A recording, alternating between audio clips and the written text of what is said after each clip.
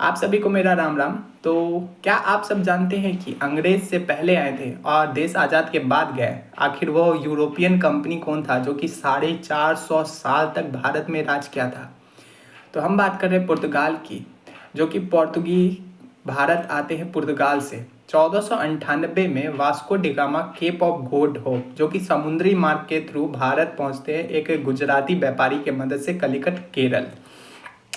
वहाँ के राजा थे जमूरियन। जमूरियन राजा का नाम नहीं था, जमूरियन राजा का टाइटल था। उन्होंने इनका स्वागत करता है और भेंट स्वरूप बहुत सारा गिफ्ट वगैरह देते हैं, जिसे वास्को डिगामा पुर्तगाल लेके जाकर के गिफ्ट चीज़ को बेच देता है, जिसमें उसको 60 गुना मुनाफा होता है। वह सोचता है कि अगर हमको इसमें गिफ्ट पे 60 गुना मुनाफा हो रहा है तो अगर हम भारत के साथ व्यापार करेंगे तो कितना मुनाफा होगा। तो वह वापस भारत आता है, कंपनी लगाने के लिए परमिशन मांगता है और 1503 में कोची में पहला फैक्ट्री लगाता है।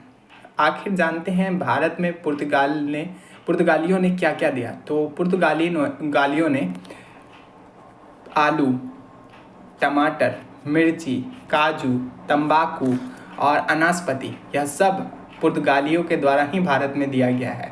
अगर पुर्तगाली नहीं आते तो यह सब भारत कभी नहीं आता। यहाँ तक कि फर्स्ट टाइम पहले प्रिंटिंग प्रेस भी भारत में के गोवा में लाने का काम पुर्तगालियों ने किया। और सती सिस्टम को जहाँ पुर्तगी राज करते थे वहाँ पे पूरी तरह से प्रतिबंध करके रखा था। पुर्तगालियों ने पहली बार भारतीयों को अपने सेना में भी लेने का काम किया था।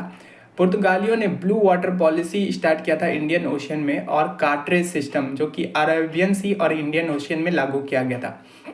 कार्ट्रेज सिस्टम का मतलब होता था कि अगर कोई भी जहाज इंडियन ओशन और अरब सागर से जाएगा तो उसे पैसा या कुछ देना पड़ेगा। जैसे अभी स्टेट ऑफ हार्मुज में ईरान कर रहा है, तो और इसमें भी गन पाउडर और ब्लैक पेपर यानी कि काली मिर्च पूरी तरह से प्रतिबंध थी। और यहाँ तक कि मुगल बादशाह अकबर ने भी कार्ट्रेज सिस्टम को भरा था। और आपको बता दें, एल्फेंजो आम भी पुर्तगाली गवर्नर एल्फेंजो डी एल्बुकर के नाम पे ही पड़ा है। और हमारे नाक के नीचे से गोवा बोलते हैं, बॉम्बे को दहेज के तौर पे दे दिया गया। पुर्तगी के प्रिंसेस कैथरीन बिगंजा का शादी हुआ था ब्रिटेन के राजकुमार से, जिसमें ब्रिटेन को दहेज स्वरूप बॉम्बे सौंप दिया गया। बताइए, मतलब हमारे देश को ही क्या एक हिस्सा को दहेज स्वरूप वो उसको दे रहा है, वो उसको दे रहा है, और हमें कानो कान खबर नहीं है। और लास्ट टाइम आखिर फिर पुर्तगी भारत से गए कैसे?